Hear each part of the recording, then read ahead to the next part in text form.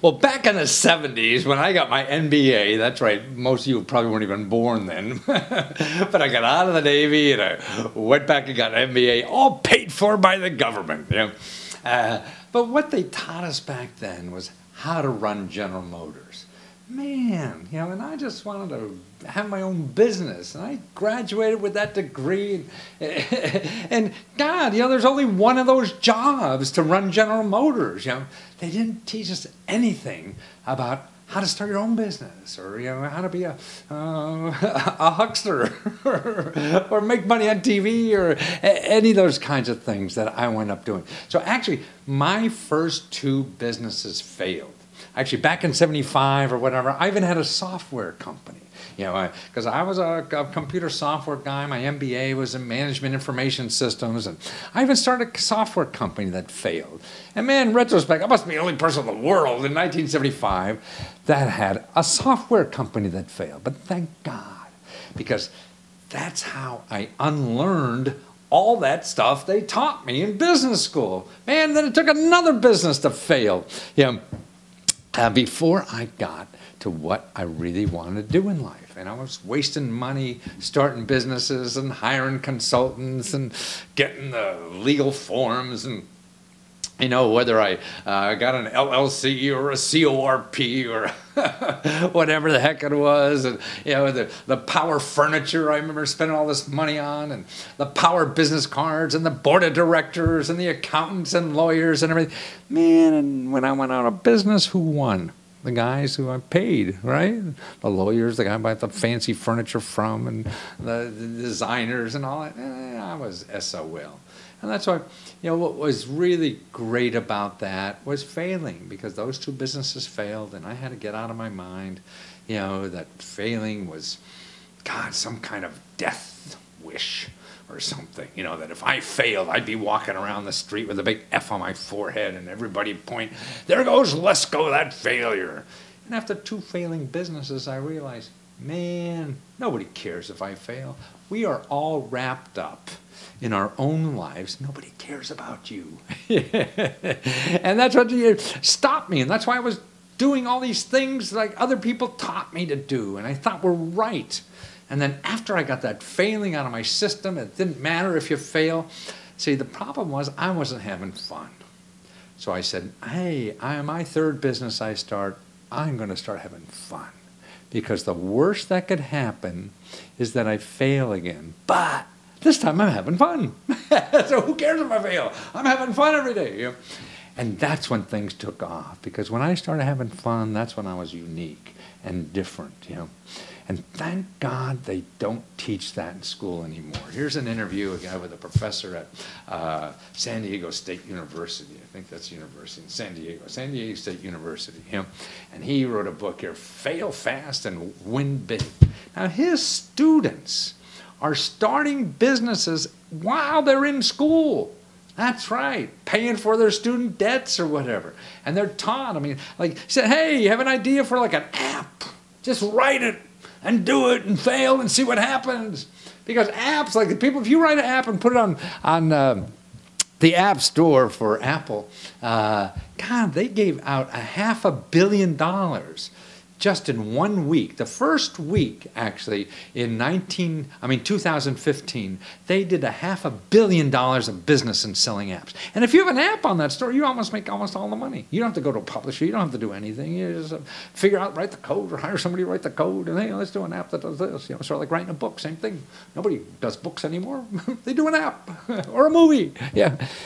And he's teaching his kids to do this. Thank God. And see, it's so easy now. See, back then, you couldn't start a business like you could today. So they were teaching you how to run big corporations and all that kind of stuff.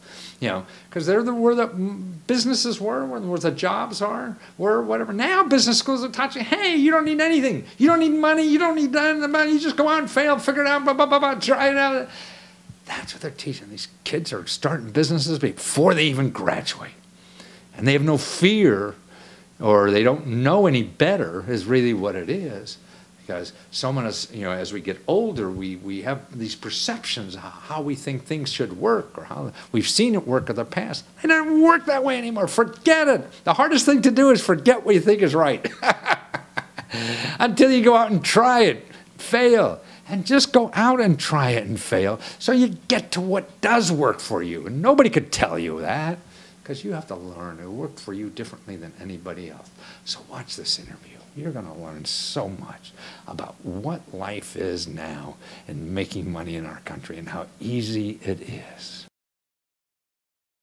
Well, Bernard Schroeder, and fail fast or win big. And actually, man, you're just such a delight to talk to because you're the first expert in business consultant that seems to say, just get out there and fail, man. That's the only thing you have to worry about is just getting out there and fail because that's the way you're going to learn, huh?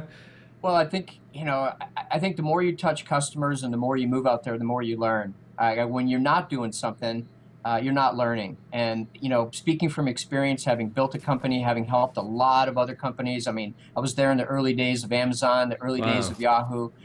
You think they had it together? You think they had it right? They just ran like hell. And after seeing this for a number of years and watching entrepreneurs behave that way, that's the message I'm pushing to, anybody that'll listen.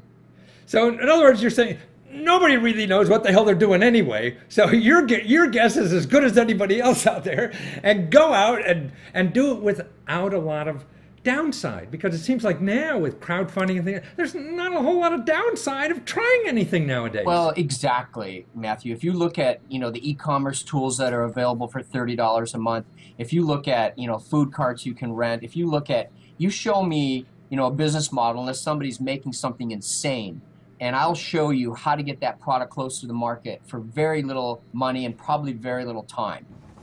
So anybody with a couple $100 could be an entrepreneur and test their idea, get customers, get money, instead of spending a whole lot of time developing this business plan that will be in the Smithsonian someday or whatever the hell it's going to happen, right? I have some students that throw up websites on the weekends. They don't even have the product. They see if they can get orders. If they get orders, then they scramble to find the product. Yeah. They're just testing. They're constantly testing. And if they get onto something, then they'll turn it into a business. Right. No, and that's to me the key of what our society is now with the internet. You can't do that. I mean, if you want to sell something, you don't have to go down and rent a retail store in downtown Detroit or whatever for any of that. You can just go on the, for $100 on the web and start seeing if you could sell it and then figure it out from there. Or if you might have the world's next best food bar, go sell it at a farmer's market. Yeah. Go sell it somewhere where you can, $25 a table. You're talking to customers. They're giving you feedback on your product. That might lead to something else. So your students now at San Diego there are really all into this. You have oh boy, that's sorry. Is that your investment advisor? Yeah. That's definitely my phone ringing, and I don't want it to. That's okay. But you run an entrepreneurship center down at the University of San Diego there, right? That's correct. I'm the director of the Lavin Entrepreneurship Center. And so now young people you see all the time, I mean, this is what I think that particularly older people don't realize how easy it is to do. Young people know the internet a little bit better than an old fart would, right? And yeah, you'd be surprised how many people I meet in the community that are in that 40 to 60 range. They're a little bit disappointed, with where they've gone in their career. And they're leaning in and learning some of these new tools and testing because the one thing they have, they have some knowledge and experience. And when they see some of these new tools and they realize how quickly they can move, it's kind of fascinating to watch them as well.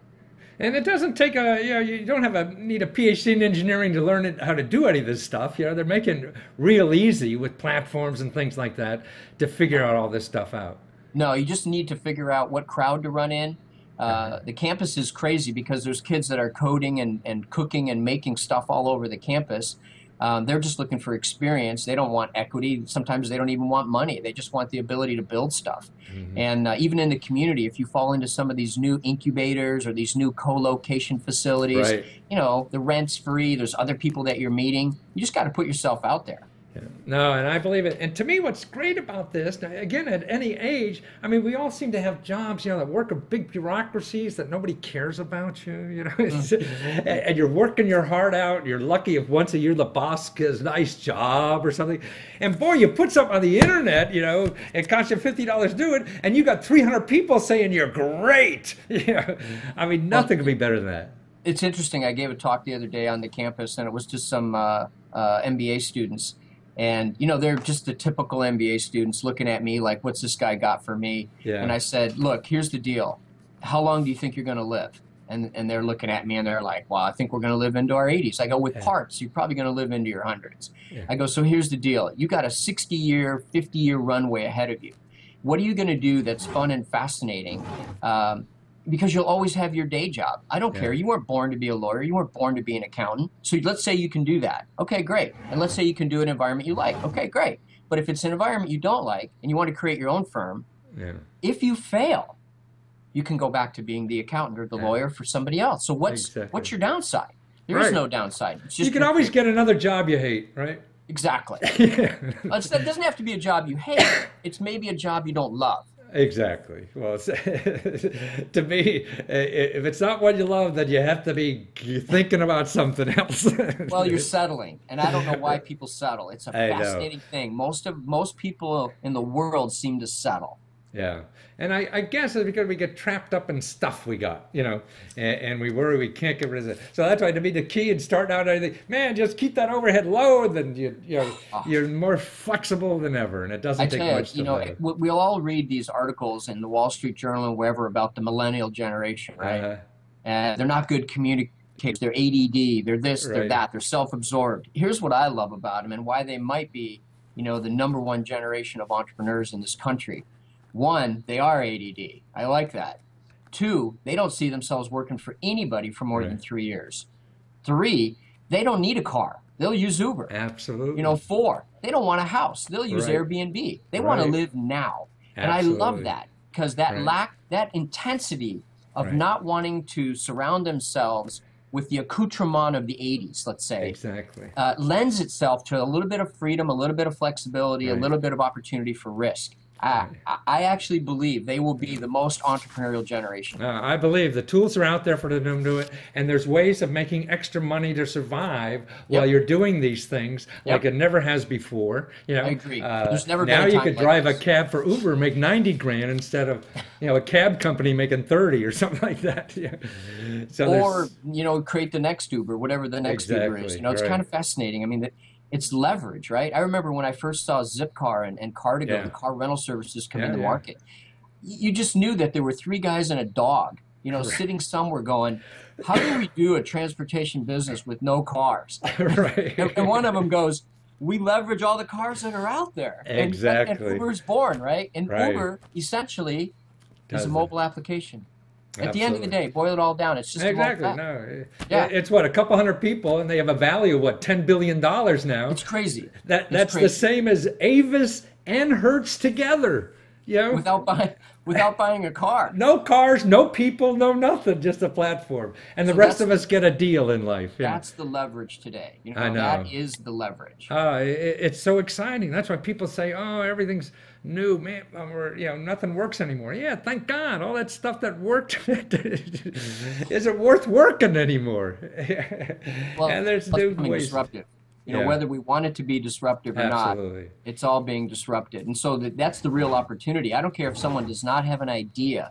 All they have to do is look at a marketplace they care about or a population segment they care about and just look for the disruption. Because it's happening everywhere. Everywhere. Absolutely. No one's, look at what's going on with watching things online. Right. It's completely disruptive. What happened to those 3 networks? I tell you, I met with somebody the other day, and they were talking about a strategy for local TV. And I was like, I honestly don't know what the strategy is for local TV. Who knows? I don't know anybody, but certainly makes it more cost efficient to do something like that than ever before. Yes. The amount of money that you'd have to risk to get feedback from the market is potentially so small. Exactly. So anything. So who knows? We're all guessing. We're all scared as hell and have no idea what we're doing. So just get out there and do something and fail fast or win big, right? And to find you, Bernie, we go to BernieSchroeder.com. That's correct. BernieSchroeder.com. That's it. Nice to chat with you. And, believe in everything you're Matthew. saying. Nice you're there and guiding people on a better path than all these fat cats are trying to get us to do. I appreciate what you're doing as well. It's a pleasure talking to you.